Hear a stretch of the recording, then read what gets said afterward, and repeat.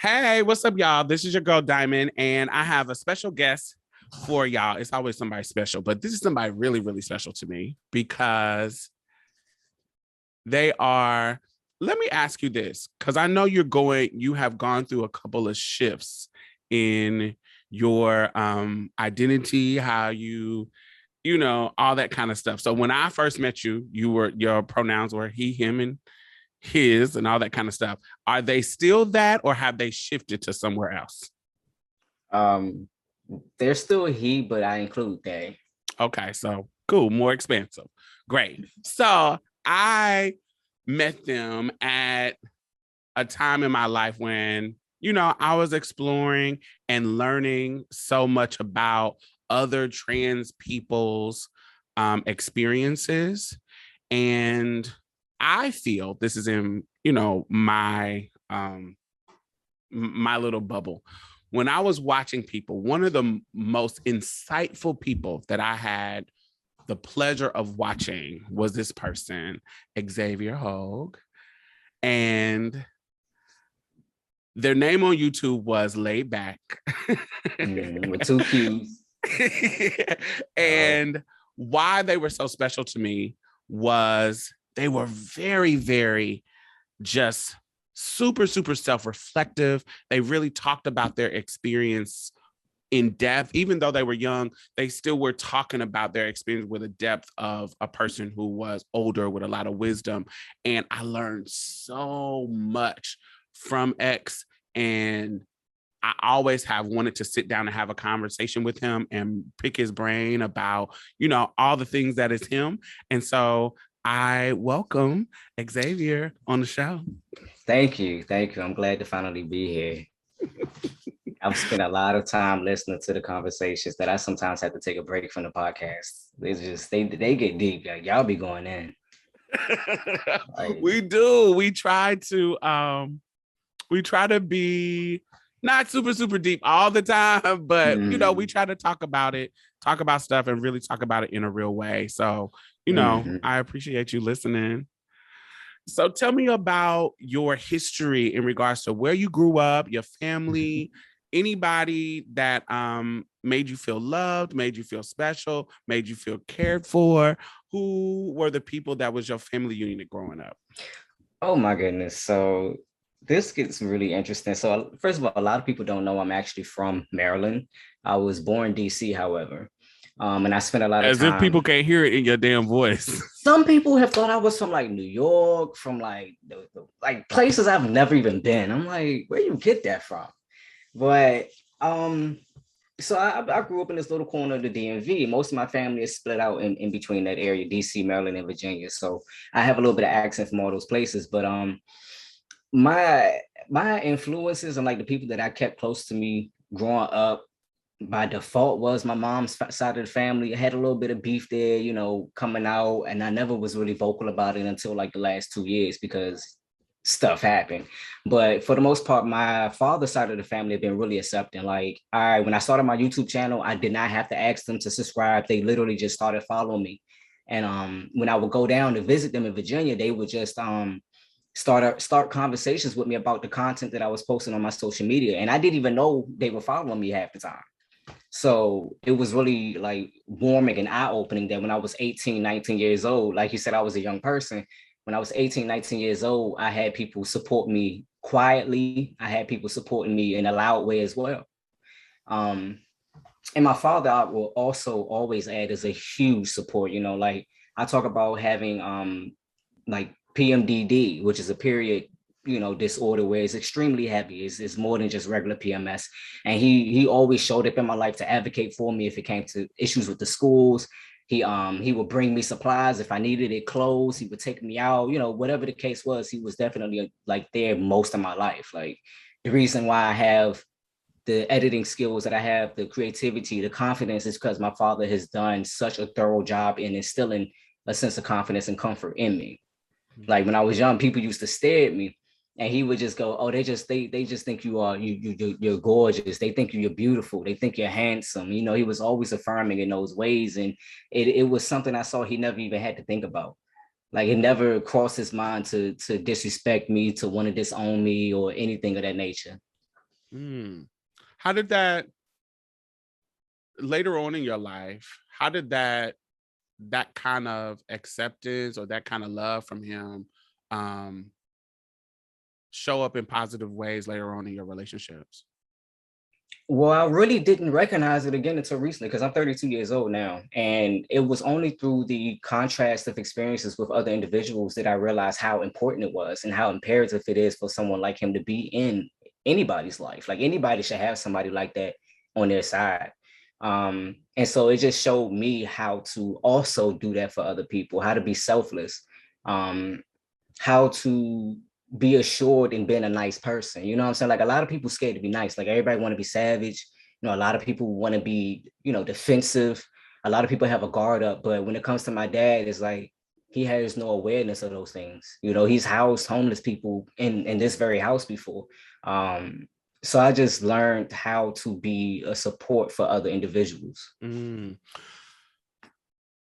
Did you ever, like, when it comes to the other side of your family, like your mom's side, how did their lack of showing up for you in the, almost like the opposite of your father? Was it the opposite or was it kind of? I'm about to say I wouldn't say it's like a polarized situation. I would say it was more just like a spectrum of spotty coverage. You know what I'm saying? Like, can you hear me now? Nah, I'm not really feeling that. Can you hear me now? Yeah, you know what? I get that. Like when I started dating like guys, they were genuinely confused. While the other side of the family, they didn't care. They never mentioned it. It was like whatever, that's your business. Do you? Um, just some individuals. Like I had a uncle, my mom's brother, who literally blamed me for his family having queerness. He blamed me for pregnancies. He blamed me for all kinds of weird stuff that I'm like, yo, your children have entire lives away from me. Like that has nothing to do with me. But he didn't contact me or my mom for years based on me being out as a masculine person or as a lesbian for many years. And it was just little stuff like that. Like sometimes there would be a little bit of beef here and there. You know what I'm saying? People make saying like anti-LGBT, anti-queer stuff. And I literally forgot about it, Mhm. because we would still be family, we still hang out, we still go places. And I didn't realize until recently how much exception there was in some of the circles in the family when I'm like, wait, y'all going to Florida? Y'all going to Price is Right. Y'all going here, y'all going there, but nobody called me. But then you get mad when I don't know certain information about people's health or what's going on in the family. So that's when I was like, wait a minute, I've had accommodations from people on the internet. I've had better interactions with strangers. I've had better interactions with people on the street, compared to some of my family on my mom's side. So I was just like, nah, I gotta leave y'all where y'all at. Like it is what it is. So it's being so for short though. I just didn't even think about it as something toxic until it became like important for me to have a good support system. Like you, for instance, like I've been following you since I was like 17. So one of the reasons why I even went on YouTube was because I saw that you had a presence and that you could be a Black trans person on the internet and out. Like I've been on the internet doing live journal for many years before I got to YouTube. So I was like, well, let me put a face to some of the things that I write. Because people will always assume I was white when I would write. Mm. Part of that probably is the depth of my communication, but it was also just because that's the predominant audience, that's the predominant, image you see when you talk about trans people is white people. So Facts. I said, let me go to YouTube and add to Especially this trans presence. men. Especially. Especially, I think part of it is, growing up urban. If you don't live in some suburb, being an urban trans person, it's a constant threat.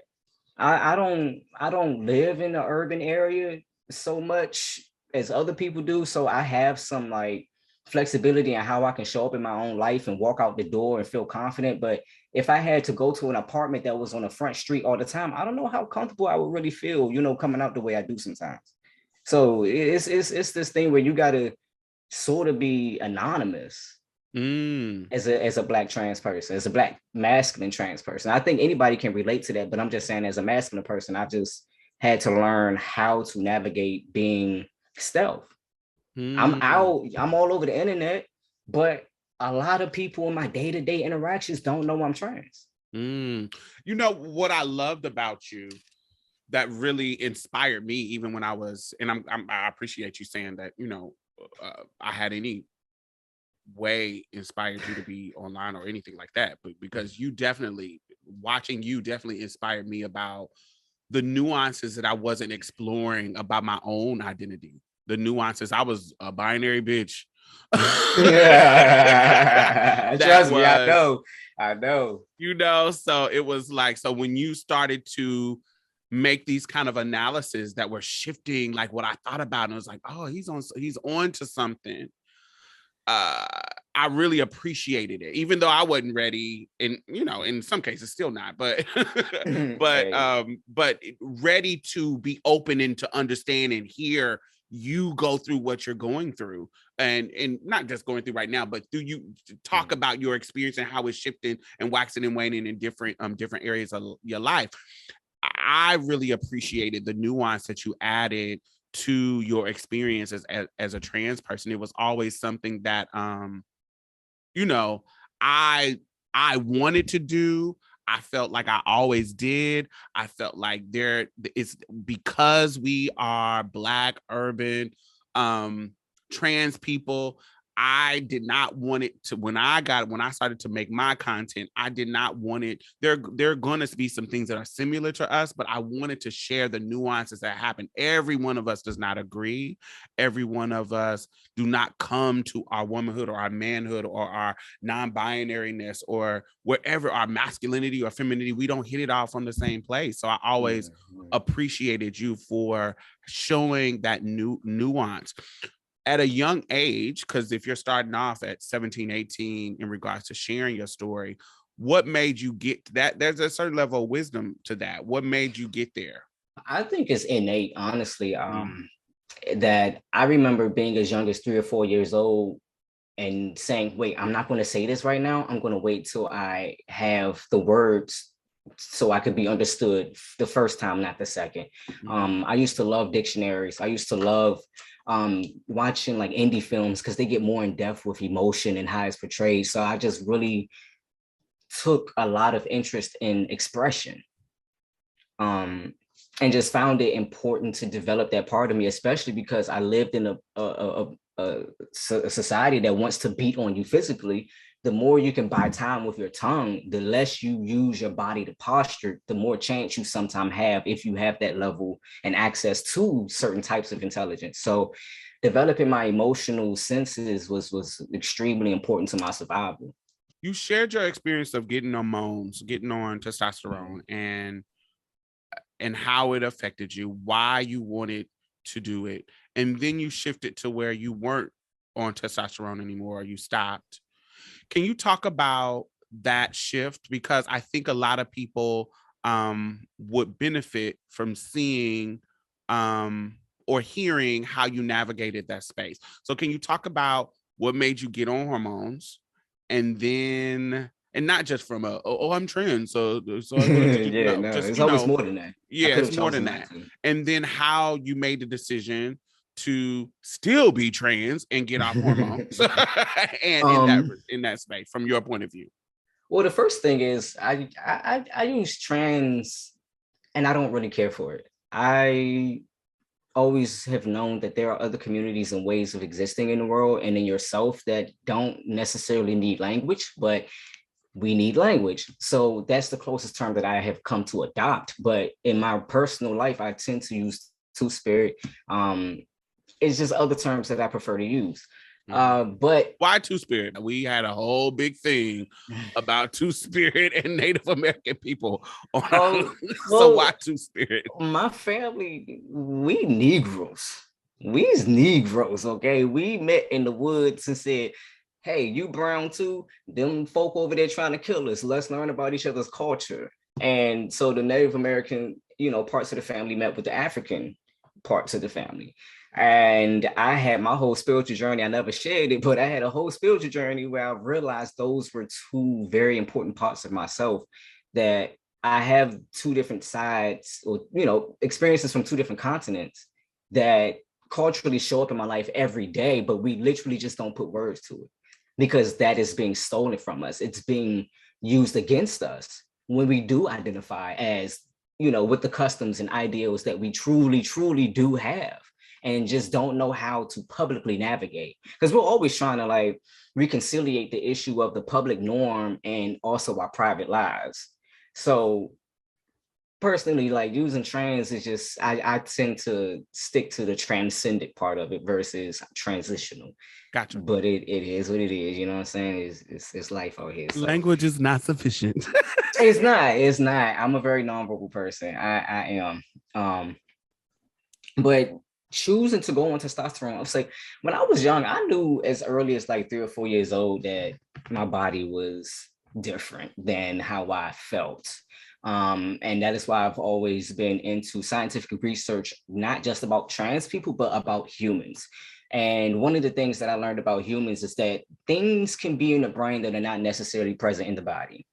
You can be a female and not have a vaginal opening. You can be a male and have mixed internal organs, so on and so forth. So it's so much biodiversity that literally exists, but it's just the framing of it, and we're being pushed into easily observable context, meaning easy for other people to understand and digest. But that doesn't make it right. It doesn't make it whole.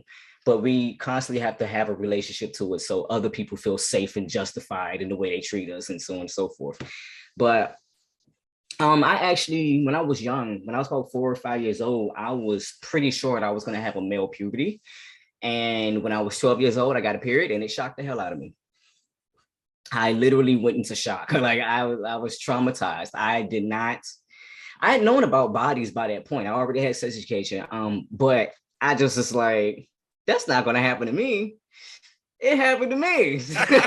And then I also ended up with one of the heaviest fucking forms of menstruation. So it was a battle. Because also spiritually, I felt like, you shouldn't change your body. You shouldn't do this. You shouldn't modify this. You shouldn't modify that. All the stuff we're told, all the stuff we internalize. But I got to a point where I said, let my source love me in my imperfection and let me discover things as I am. And I was 15 years old. I came out to a partner that I was with at that time. She outed me to somebody in my family. That person, that person's partner harassed me. And then I think she outed me to people at school too, because people were approaching me about it at school. And so it just made me feel like, let me wait till I'm out of this town. So when I turned 18, I was also going to school in Pittsburgh. So that's when I was like, I can do it now. I don't have to be at home where everybody knows where I live. Because if you rode the bus to school, you saw me standing out there. So everybody knew where I lived. And I just wanted to have a sense of safety and privacy. Like I'm actually a very private person, and it's a battle for me to be so open. And I do it to sort of test the limit of my personality, to be so visual, to be so, auditory, to be out there in the sight of people. Like it actually freaks me out quite a lot.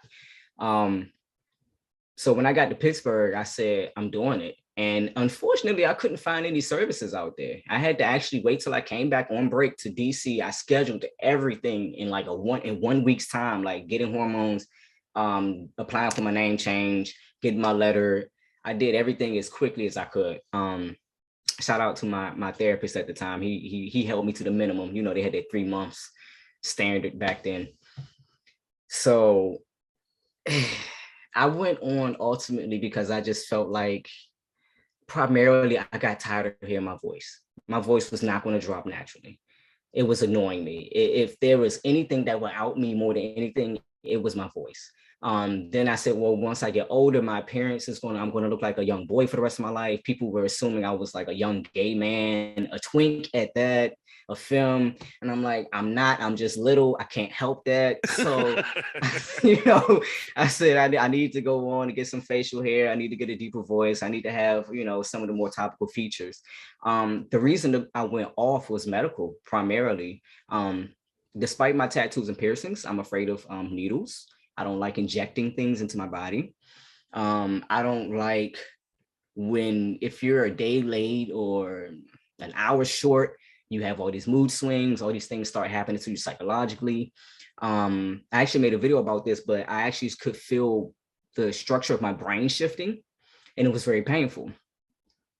I guess the term people would say it was masculinizing.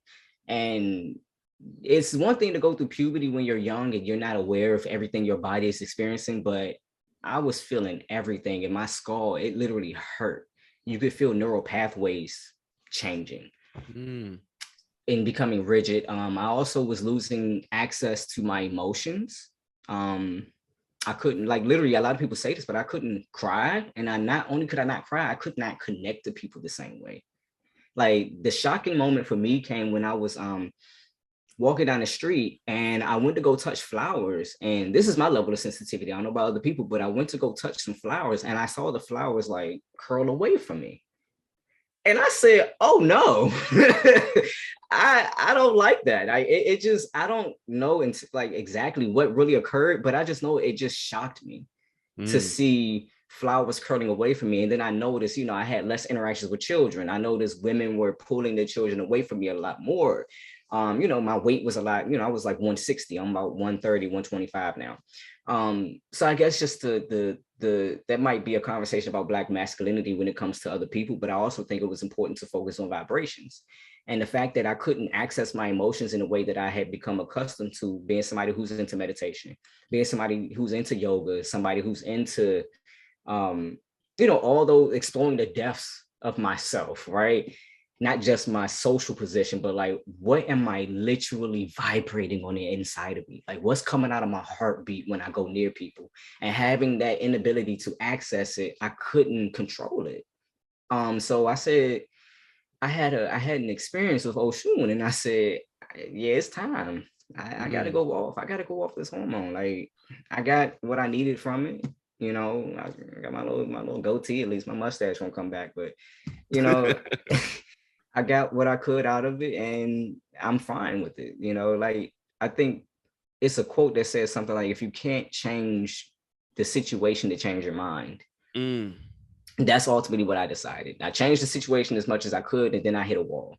And I also didn't mention the fact that a lot of science doesn't understand what really is going on with our bodies when we go on hormones. So I was having phantom menstruation. So even though I wasn't actually bleeding, I still was having the symptoms of a period every month. And I said, I would rather actually have a period than to feel like my insides are curling up and dying.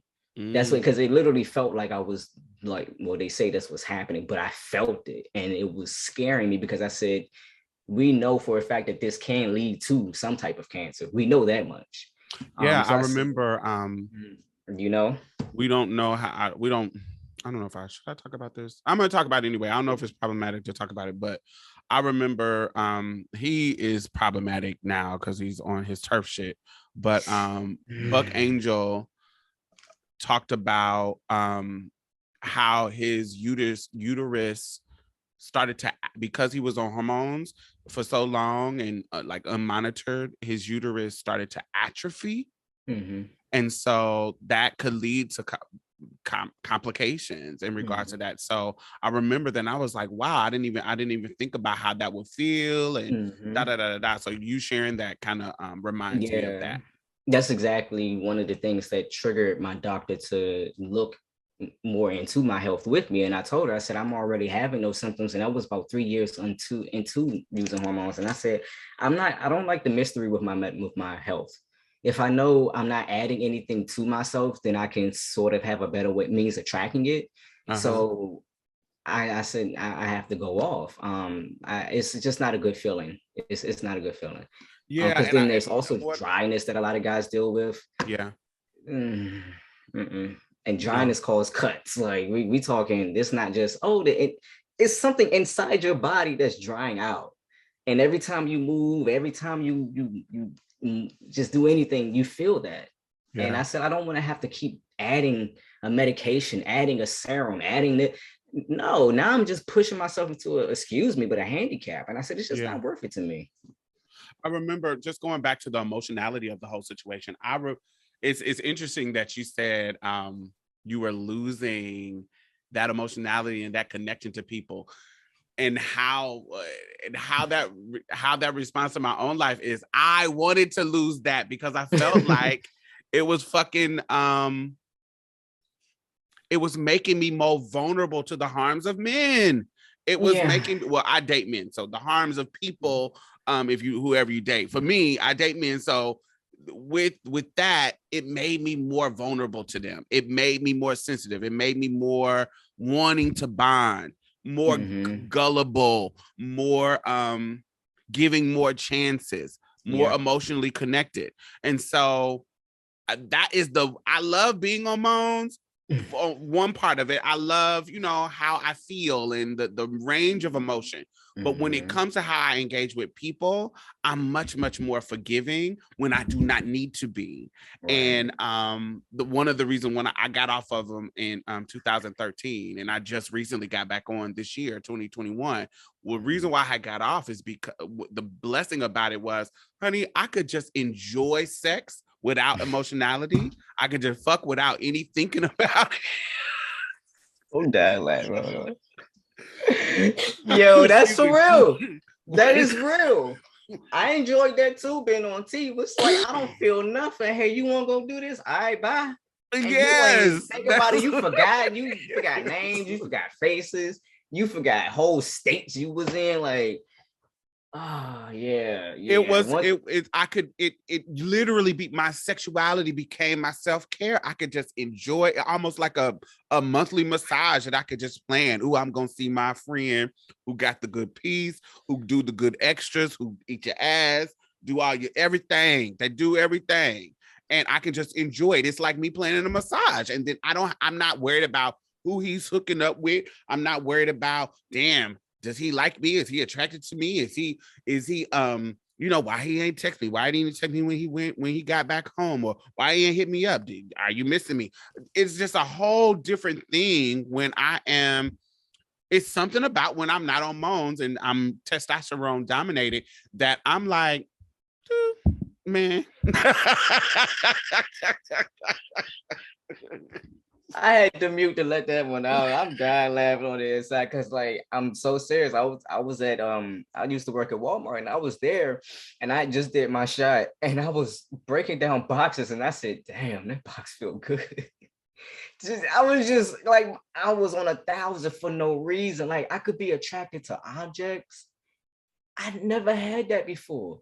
If I saw a woman's neck, I was just like, my eyesight was just zoomed in, nothing else mattered. I was just like, yo, this is really intense. This is really intense. It was a whole new level of management. But that's real. When I went off of hormones, I was upset because my body was clearly still growing emotionally on the other side of the spectrum, the more empathic side and the more estrogen side. Because when I went off, everything hit my heart. Like every thought, I felt it in my chest. Every anxiety, I felt it in my chest. So I had a lot of anxiety that was just impacting me after I went off the testosterone. And it sucked. Like, you feel and internalize everything. And then that's when I realized, like, how much the personality and character is dictated by hormones. That's wild to me. It definitely is wild to me. I always ask people. So I'm going to ask you this. When I talk to them on like just a personal level, I always ask people this. Like, as a trans person, one of the cliche things that we say when we're younger is, I always felt like a girl, or I always felt like a boy. But then when you think about it, I'm like, this is, if these hormones is making me feel like a girl, this ain't what I felt before. This ain't what I felt before. I don't want to say I felt like a boy, but I didn't feel like this. Whatever this, and I've said this before on the show, it reminds me of the analogy that I always use is a crayon. A box of crayons. You have as a regular dude to me, you have this 24 box of crayons. But when I'm estrogen high, I got like this fucking 64 box with the pencil sharpener on the side of various color, goldenrod, periwinkle. I have a more of an array of emotions that come. And it's just different. So if this is what feeling like a girl feels like, for real, then I felt like for something else. I don't know. I think I've used that language before, and I quickly stopped myself because I just realized I didn't have the length of words to provide the proper details. I felt male. I felt that I was not supposed to have a female body. I know people get upset when you say terms like that, but I'm just trying to be understood immediately. I did not feel like that I was supposed to have a female puberty. I didn't see it for myself. Like when I had dreams, when I had visions, when I had thoughts, I had the quote unquote male progression. And the only thing that interrupted that was menstruating. So it just, I don't know how to describe it, but that's why I also say I adopt more to spirit, because I feel spiritually both. I don't necessarily feel that because I felt that I was physically male, that it meant all of me was solely masculine. I felt like I was supposed to be a balanced person. I just thought my body should have been different. Not just thought, I felt that. That's going back to the conversation about brain mapping. And, you know, I guess the closest description is like a missing limb syndrome. Just feeling like there were things that were there and were supposed to be there, but were not.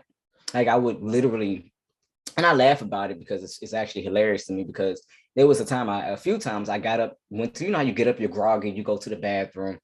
Child, I tried to stand to pee at the toilet and I fell backwards into the wall because I was so shocked that what I thought mentally was supposed to be there wasn't. And I literally was like patting myself down, like, where is it? Where? Oh my God, where'd it go? And I'm like, did you forget? You don't have it. And I had that multiple times. Like I was a kid, I had it. I was an adult, I had it, you know. So I just was like, I gotta keep training myself when I wake up in the morning how to go to the bathroom properly.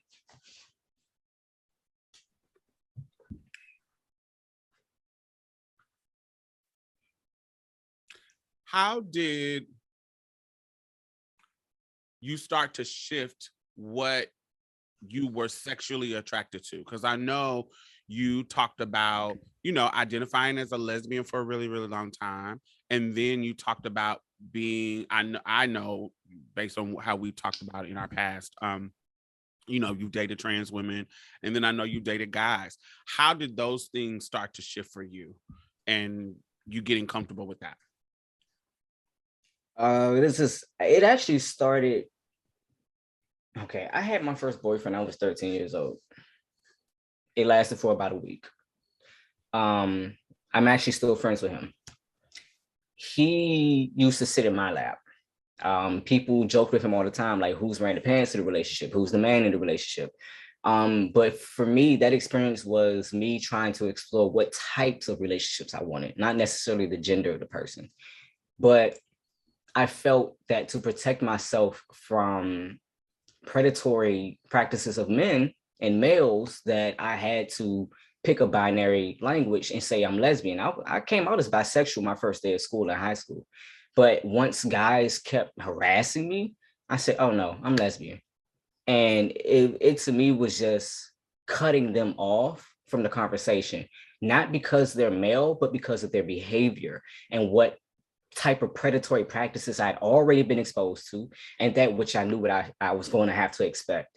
So just using lesbian, it was my defense, but it also was pretty much true. I don't typically have attractions to men, to males, or to masculine appearing people.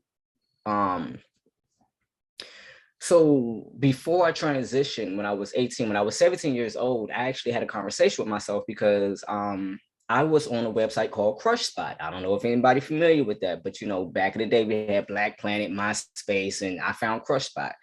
And there was this individual. And Downlink. Yeah, that too. Hey, don't forget about Downlink, honey. I'm sorry, shout out to Downlink. Ooh, I got a lot of people off that site. Oh, wait, and New Africa. Oh, I wasn't there for that one. I was over the Black pages after that. Child. So I was on Crush Spot and I found this profile of this feminine person. And I was like, yo, they sexy. They alluring. They're artistic. They're creative. They did dance. They did their own videos and everything was really, really attractive. It was like right in my alley of aesthetic. But then I found a masculine page and I said, this looks like the same style, but just a man. So eventually the person addressed it because so many people was noticing the commonality between the person's page and the edit style, the language, the dancing, the body, so on and so forth. This person came out and said, yes, this is me on both pages. I'm androgynous. And that's when I was like, it took me all of 2 seconds to be like, yeah, I like that. Yeah, but I like the more feminine version of you because he could pull off any one of them. He could pull off whatever he wanted to. He was fine as hell as a female, fine as hell as a man, but I preferred the more feminine expression that they had. So from that experience, I had a conversation with myself where I was just like, yo, if I can accept myself as the masculine person I am, what's stopping me from accepting somebody who's of a very similar experience, which the closest term would be a trans woman? And that's when I was like, yep, I'm cool with it. I'm cool. It's okay with me. So from there, I just started to explore not necessarily the binary about dating and sex. I started to look more into emotional connection, spiritual connection, dating styles, you know, other types of preferences that determine chemistry and compatibility beyond just do our genitals do the thing.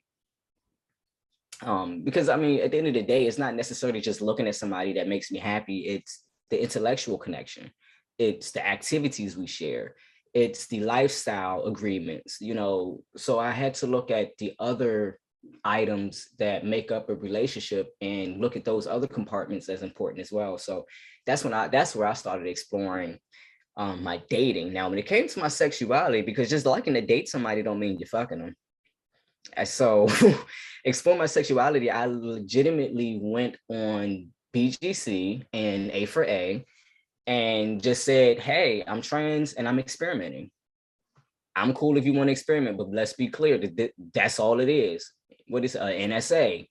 So I studied, you know, the language of the apps and, you know, the ads and stuff. And so I started finding hookups in that way because I didn't want relationships with these people.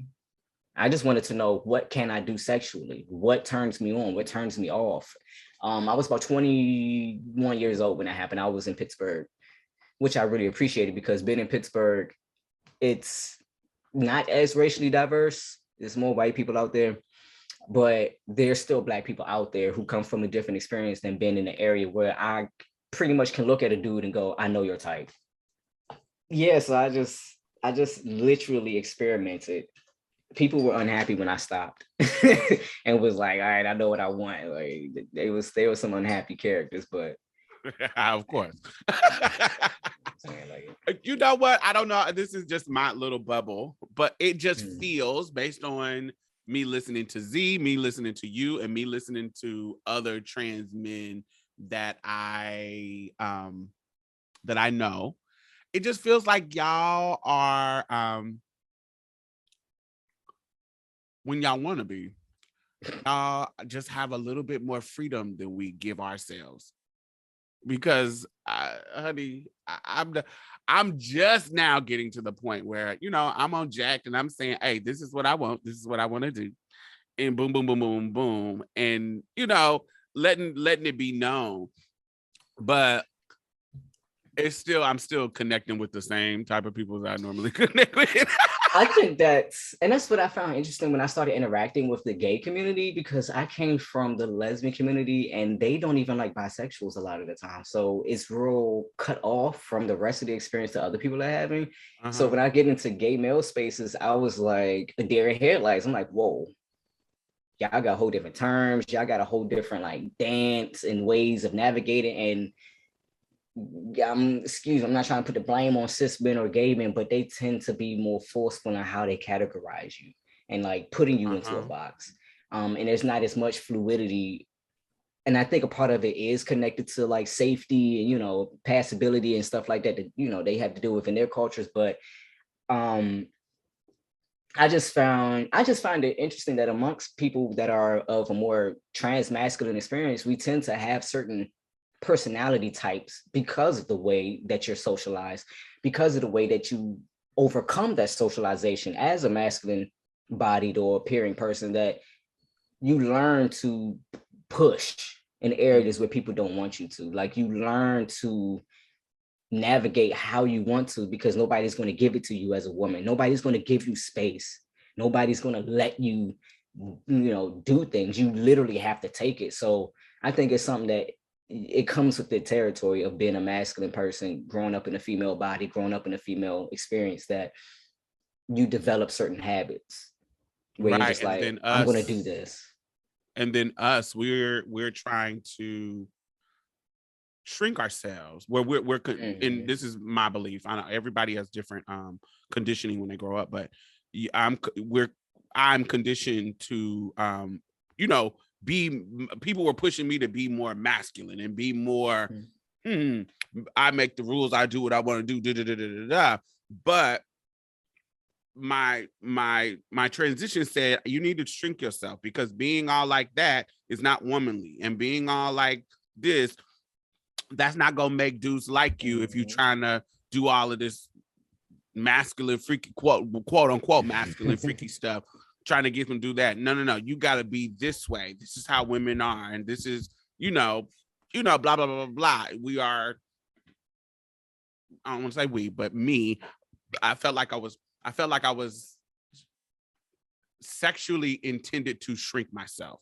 Like I am supposed to be catering to his needs. I am supposed to be catering to what he likes, or I am not going to be desirable enough to keep his attention, desirable enough to be in competition with the rest of the options that he has.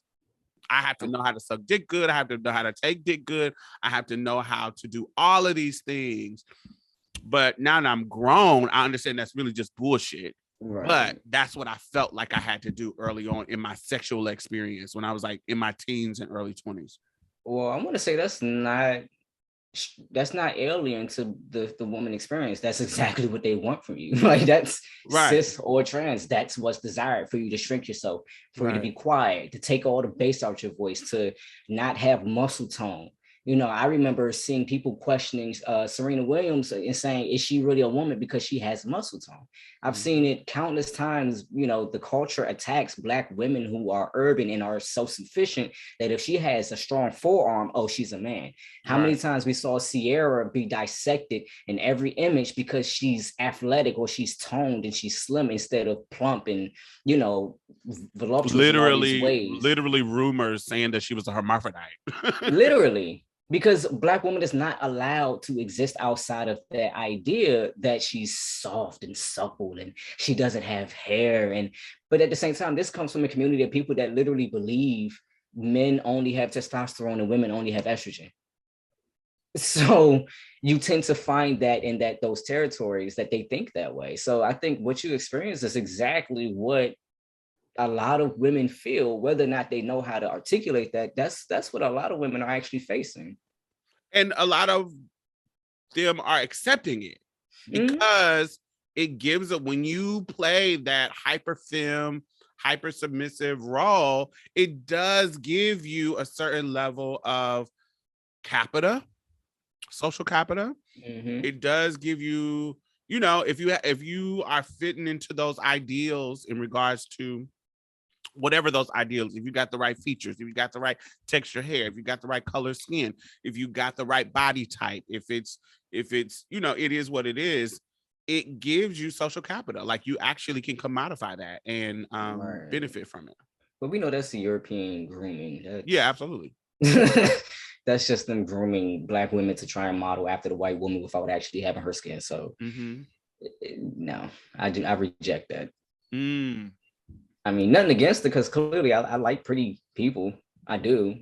But I reject that whole notion that it's something that everybody's supposed to aspire to. Because like you said, it depends on, things that are outside of our choosing. It's based on biology. It's based on your parents and your ancestors giving you certain features and giving you a certain experience of class and grace. And so I think a lot of women find that the more feminine they become, the more accepted they become, the more they become commodified, the more people want to uplift you, the more people want to refer to you as an example of feminine exceptionalism. And a lot of women just don't fit it. And that's just a fact. Like if that was the case, women wouldn't be out here shaving. They wouldn't be out here doing nair. They wouldn't be out here doing the waxes.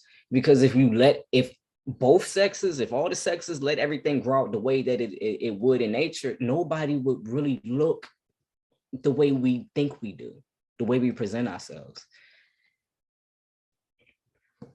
Absolutely. And it's so arbitrary because it changes all the time as well. It changes shit every That's my favorite part about 5 it. years.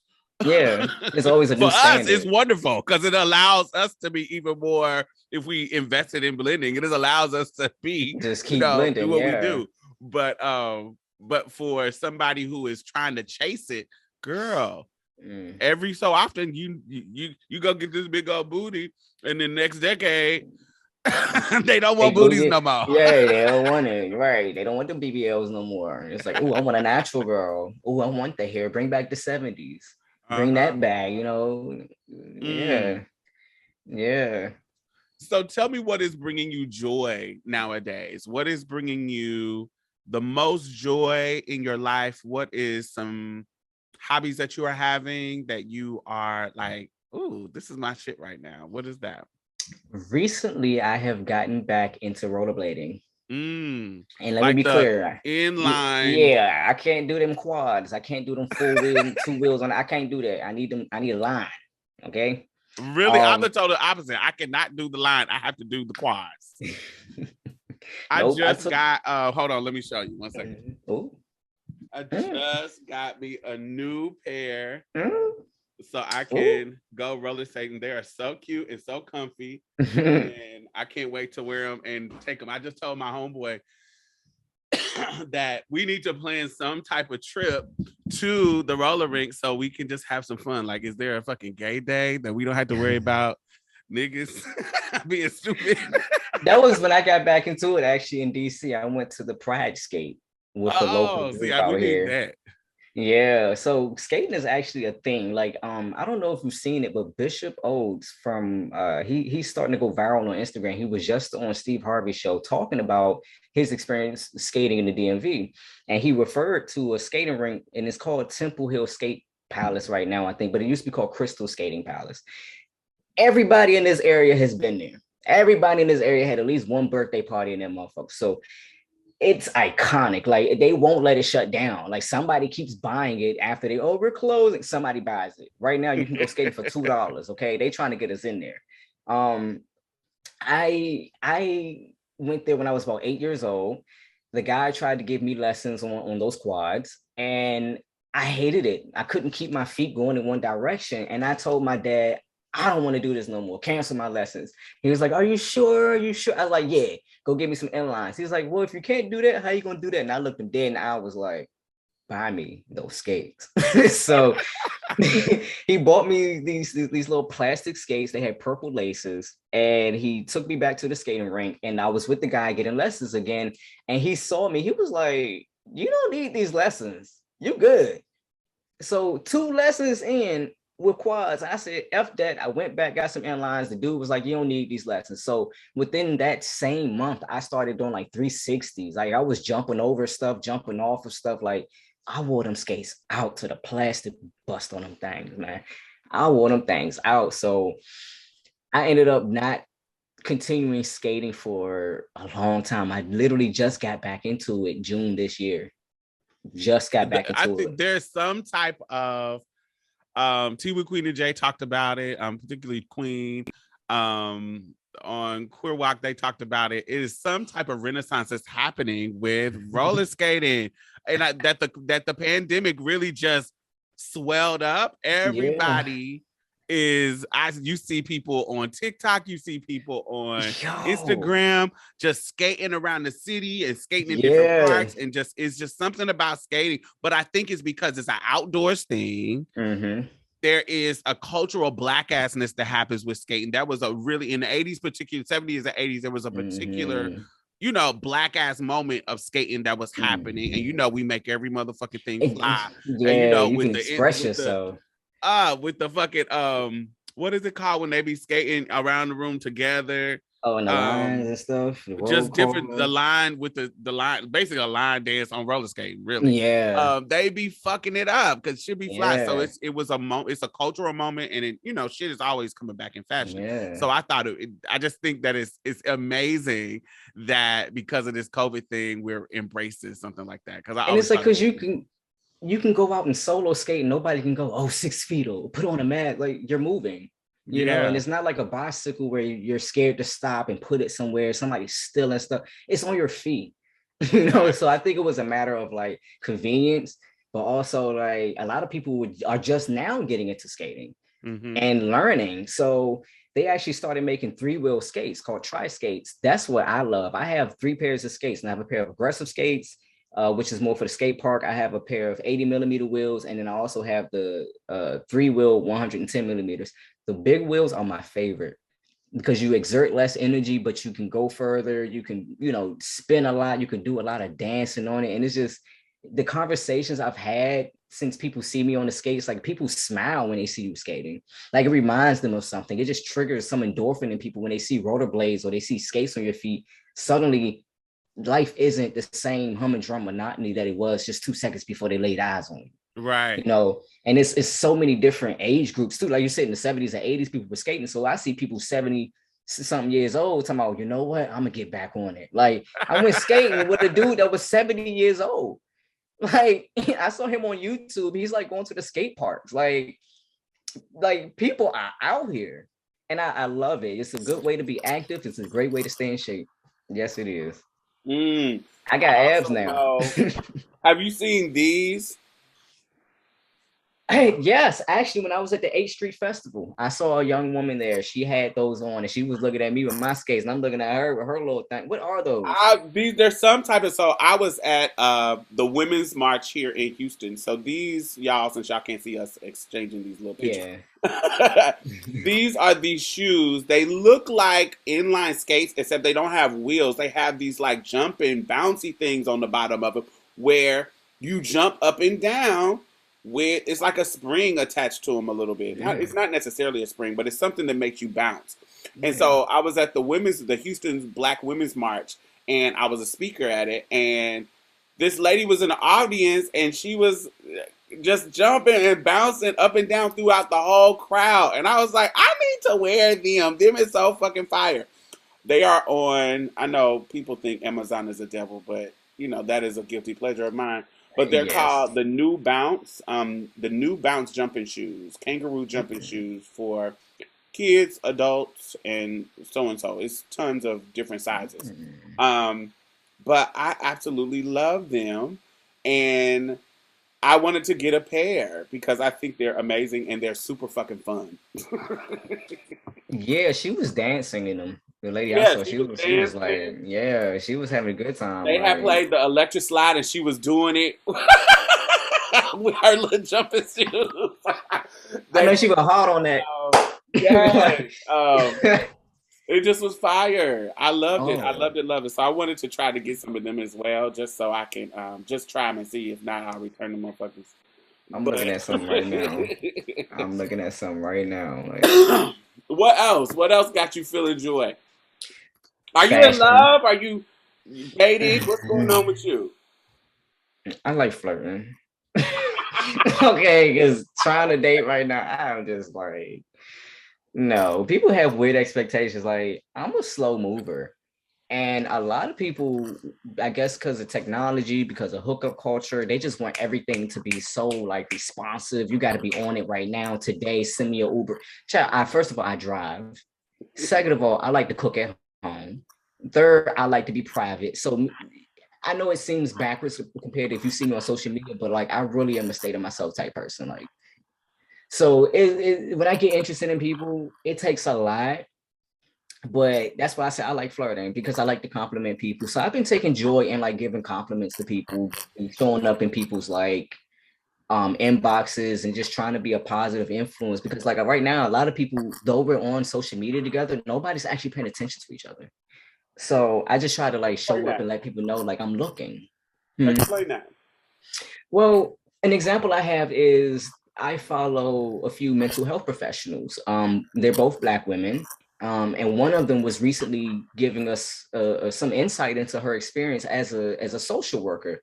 She does everything, you know, housing. Sometimes they need education, so she connected to education. So she's basically saying like she's stressed out right now, especially because COVID, like everything is just stressful.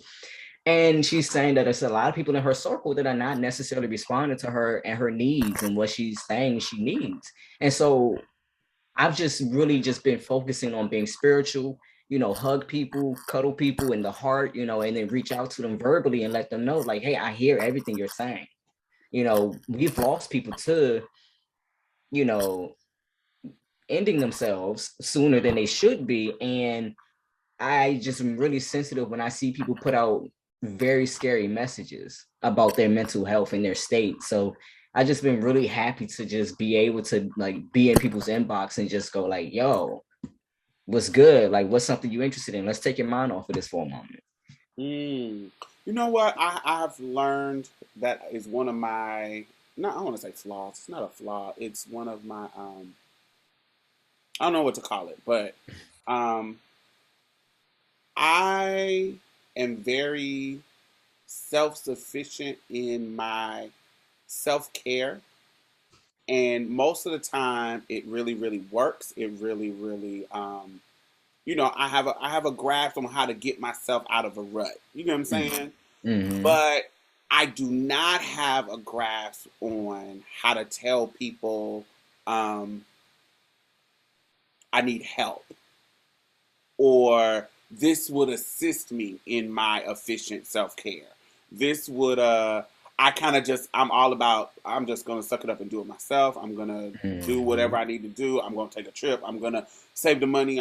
It's always about putting everything in my own hands. My self care um, doesn't always usually if it includes community, it's like accident or idea of somebody else. Like somebody else said, "Ooh, we should do this together." I didn't bring it up, and Mm-hmm. I just tacked myself on because they invited me.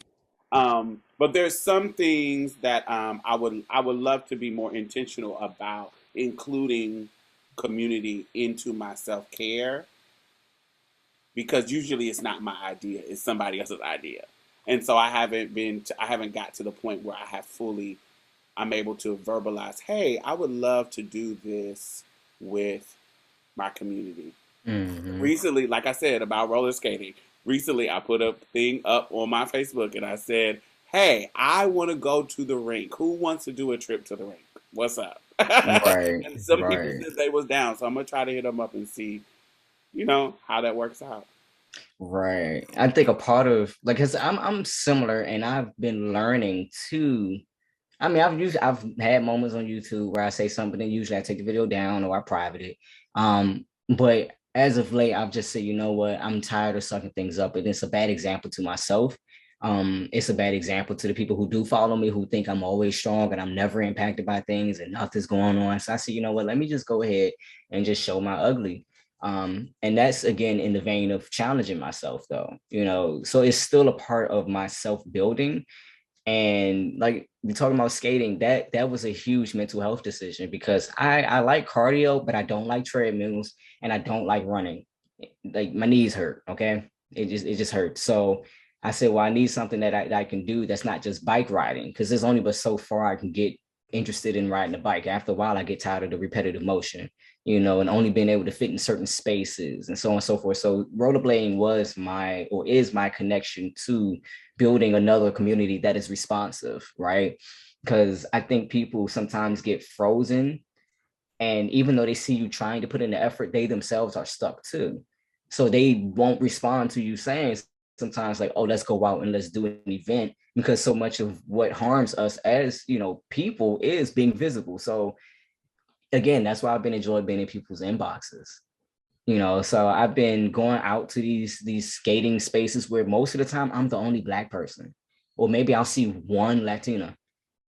It's kind of stressful in a sense, but I also know that by doing it and being seen out in public on the streets of DC or in Maryland, that people start to go, wait, I can do that too. I can show up. I should show up. Everything is not violence. I don't have to internalize all my experiences around white people. I don't always have to feel left out if I, you know, just because I won't go there. You're left out when you don't show up.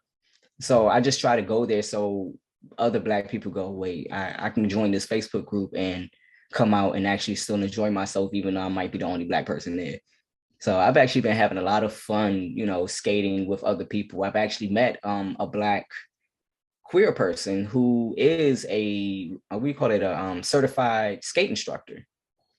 So, and I also found out there's a pavilion nearby that I can go and skate, you know, pretty much until night. And I didn't know that.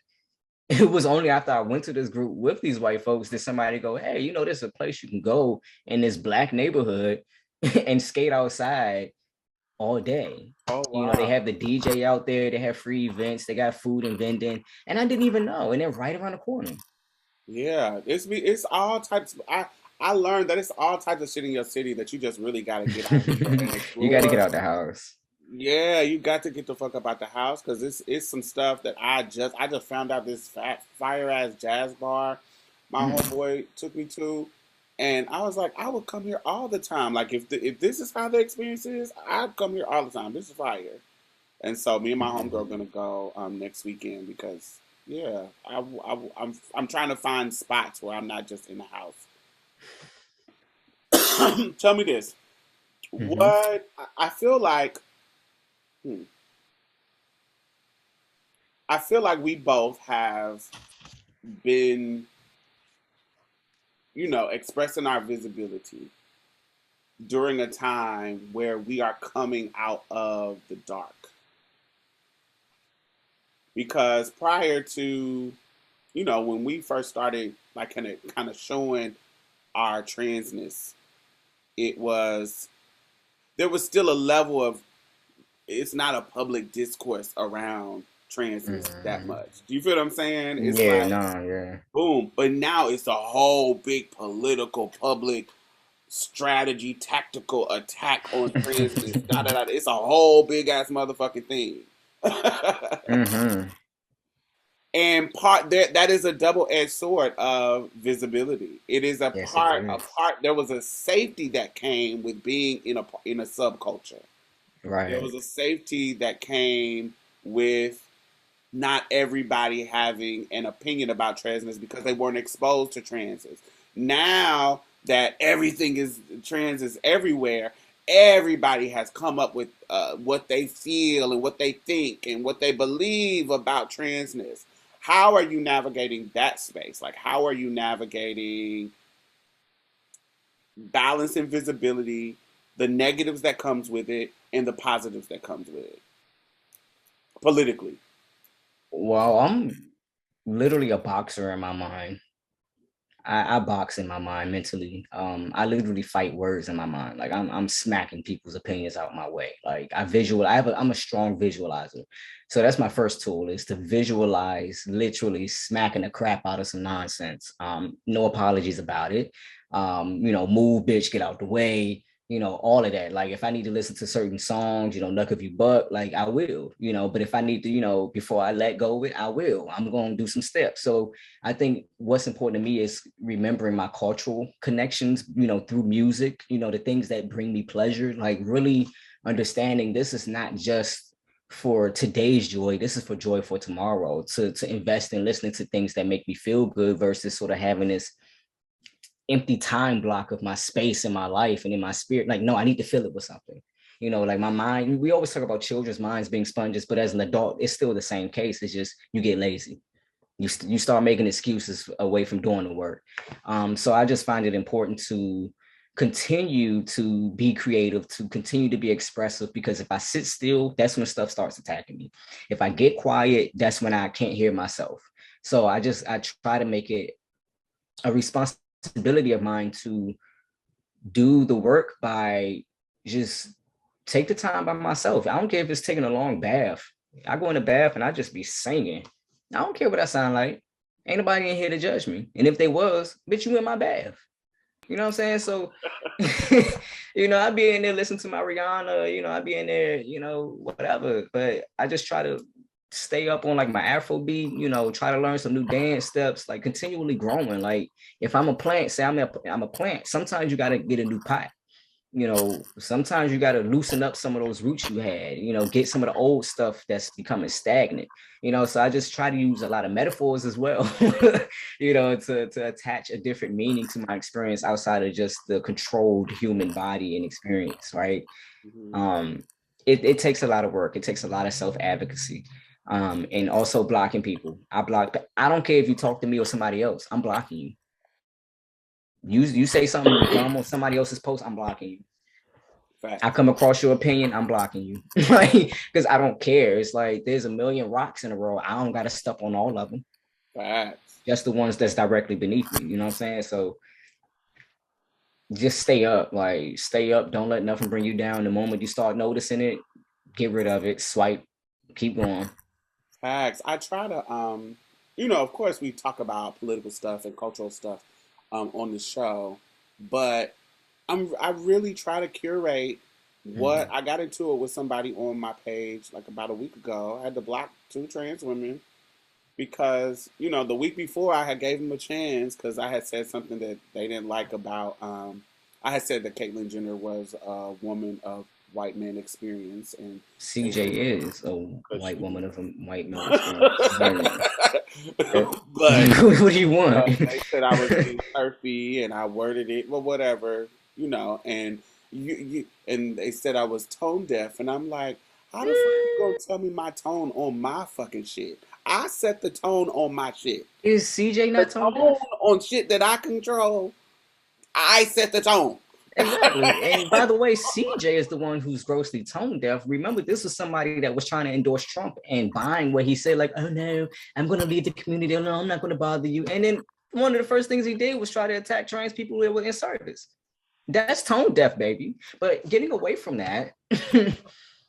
Right. So I tried to, I tried. And then the next week, it was a whole other situation. About where I was, you know, I had posted a picture of Haley and her sister Chloe, and I put the text of Black cis women and Black trans women, and they were walking up the stairs all sisterly. Somebody got mad at that? They were mad because, so my intention of posting it was to just share a happy moment because there was so much negativity between cisgender and trans women about the Nikita Dragon shit. There was so much negativity, and I see it, but I have tons of great cisgender women friends that are saying positive things that are dragging Nikita ass for being anti-Black and dragging transphobes and Asian doll for being fucking anti-trans. I don't give a fuck about a bitch that's a cisgender bitch who fucking who is who's transphobic, and I don't give a fuck about some transgender bitch who is anti-Black. I don't give a fuck about neither one of them. I don't give a fuck. Both of them can go kick rocks and jump off a bridge. I don't really care.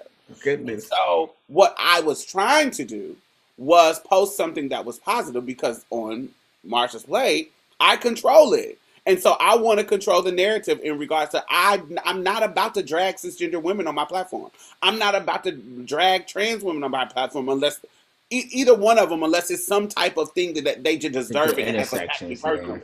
But if this is just a cultural thing, I'm gonna try to keep it positive. Right. And so they were like, that's what I took from it. Right. That's literally what I was trying to do. And they were like, "Oh, this is tone deaf. They are dragging trans women. Like I'm supposed to jump in on the drag." Not all of them are. Not all of them are. And even if that's the majority, my bubble. Okay. And you got to celebrate them too. Bubble. We got to remember that even though as trans people, it's very easy to become like to center ourselves, especially when we're going through all the politics, that the people around us are also want to know if they're doing a good job. They want feedback too. Mm-hmm. You know, my family on my dad's side, they've come to me many times to say, you know, are we doing enough or are we showing up? Your dad is a photographer, right? No. Yes. I think your dad followed me. Yes, he does. He does. Yeah, that's the only reason why I say that, because he follows me, and I was like, he's cool as hell. Yeah. So I've been training him in photography, but I wouldn't say he's a photographer. But you Oh, know, we do family stuff. But I mean, I guess if you have the skill and some knowledge, you are. So yeah, but not my profession. okay, well, yeah, that's why I just remember that, and the reason why I brought him up, not to pull his tea or anything like that, but he follows me, and he's really, really fucking nice. He's really cool, like Mhm. he's really nice. So they do want to know that they cool people. Like, am I being going too far? Da da da. They do want to know that they cool. You know? Yeah. Like I remember I came out to my dad. I was in Pittsburgh and he started messaging me about Drag Race. And I was like, bro, I don't even watch that show at the time. I was laughing and cracking up. He's like, did you see this episode? I'm like, what? My dad watched this Drag Race. Let me get into it. And I got into Drag Race because of my dad. Wow, I don't even watch Like, Drag Race, but I acknowledge the cultural phenomenon that Drag Race is. mm-hmm, Drag Race is pulling the people in, baby. mm-hmm. And also like here's an experience I actually had revealed to me by my grandmother. I talk about her, she passed away at 100 years old. And one of the final moments she had, in the last, I say, month of her life, she started having a lot of remembrance of people she had known. And one of the things she mentioned was, hey, she had an aunt or a cousin or somebody who ran a house in DC. So, back then it was a lot of segregation. And the Black artists that were coming to town would go to this relative's house, and all of them would stay up there and perform in local clubs. And she said that she had a friend, I forget his name right now, but she said she had a friend who was very pretty, is how she described him. She said he was very pretty, he was very feminine, and he was very friendly, and he was a drag queen. She literally called him, she said, this is a drag queen. And she said she used to go to his shows, and she was talking about how she loved seeing him on stage, and like her eyes are glowing, and she's like, you can see the joy on her when she's talking about, this male friend she had who was very expressive, as she called it. And she said they used to have their relationship was completely platonic. They might have cuddled, they might have, shacked up every once in a while in the same room, but she just was remembering like she had queer friends and a queer community around her that she missed, in her old age, getting closer, to seeing that light. So that was some history I learned that my family on my dad's side is very queer friendly, and not only queer friendly, but made a means to survival for queer people and for, other rejected individuals in the society. So I was just like, wow, You know what it wow. reminds me of? It reminds me of like hoodoo, like root work and voodoo and that kind of stuff. Like everybody has some type, they know that person. It's not how it is now because we're coming out and there's more visibility in regards to queerness. But when you talk to older old heads, like in that like 80, 90 mark, everybody has, even 70 and up, they have that story about some person, some Mm-hmm. individual that couldn't be out and proud, but they knew this is a queer thing. And I Mm-hmm. always had, there were people around me who knew that one person to do the root work, that one person to do the conjuring, that one person that do the healing. That the doctors, you may not go to the regular doctor, but go to Miss Ann on the corner, da da da da, blah blah blah blah. Mm-hmm. It was always this. It reminds me of that kind of thing where it was always purely word of mouth. Um, and it reminded me of that. That's what that when you just Mm. described that, because I know that there was those special kind of people on the queer side and on the spiritual side that were out, that was off the beaten path, and they Mm-hmm. always have memories of them. And now that we are out open and proud, they can actually talk about them. We conjure up those Right. memories, and they can actually be free to talk about them now. Right. Because I actually found it funny when people go, "Oh, I just can't remember your pronoun." My grandmother was an old woman when I came out as trans, and she called me by my name every day. She couldn't remember who her kids were sometimes, but she remembered my damn name and my pronoun. Oh, come on now. I got a cousin. He has a learning disability. He knows how to say my name. Okay, So baby, I don't give age no excuse, baby. okay.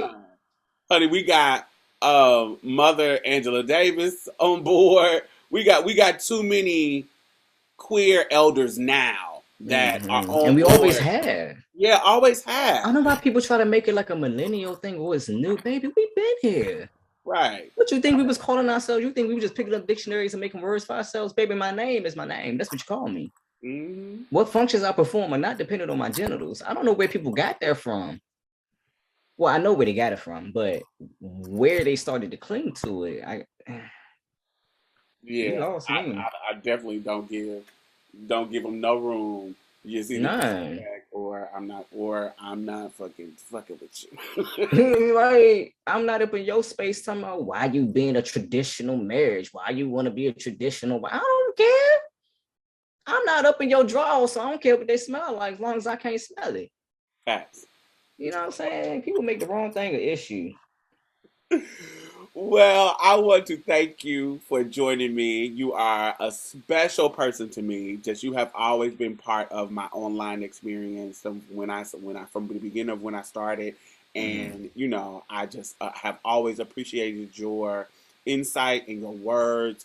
You are somebody that will always have a special place in my heart. I was so excited to meet you at Philly Trans Health. I didn't know you were going to be there. I ain't know I was gonna be there. And you Shit. were just such a special person to me. So I appreciate you for taking the time and being a part of this episode. Thank you, X. Thank you. Okay, I consider myself one of your children. I don't know if you know that, but I consider myself one of your children now. Am I young enough to am I old enough? I don't even know which way to put it. But you've No, been you're old enough integral to to be my my life. youngest brother. Okay. All right. I'm 32, y'all. 32. I love it. So tell the people where they can find you. Oh, I'm a whole mess. So I don't know if you want to follow me on social media, but if you're looking for me, I'm gonna say something that's gonna make you feel some type of way, but in a good way, I hope. But you can find me on my Instagram, Hey Xay, HEYXAY_.